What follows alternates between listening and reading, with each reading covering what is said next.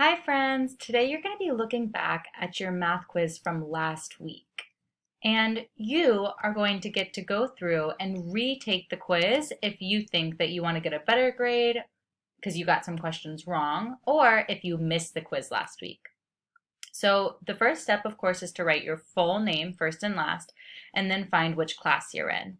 Then there are 4 different questions about subtracting, and I'm going to do the question that most people got wrong together. 200 minus 7.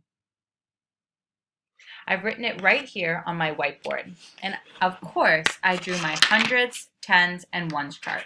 My first step is to draw 200. I'm going to draw it in place value discs because that helps my thinking. 100, 200. I don't need to draw what I'm taking away because I'm taking it away from 200. So I don't need to draw that. I only need to draw my big hole.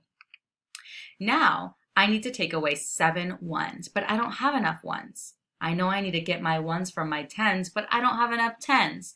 To get some tens, I can cross out my 100 and draw 10 tens. Now I can get some ones. 2, 3, 4, 5, 6, 7, 8, 9, 10. Now I can easily take away 7 from 200. Minus 1, minus 2, minus 3, minus 4, minus 5, minus 6, minus 7. My answer is 100, 9 tens, 3 ones, or 193. If you did this vertically, up and down, it would have looked a little something like this. Let me just try to put it in the little corner here. It was 200 minus 7. I lined up my ones perfectly. And then I changed some things, right? So my ones, which had 0, ended up having 10.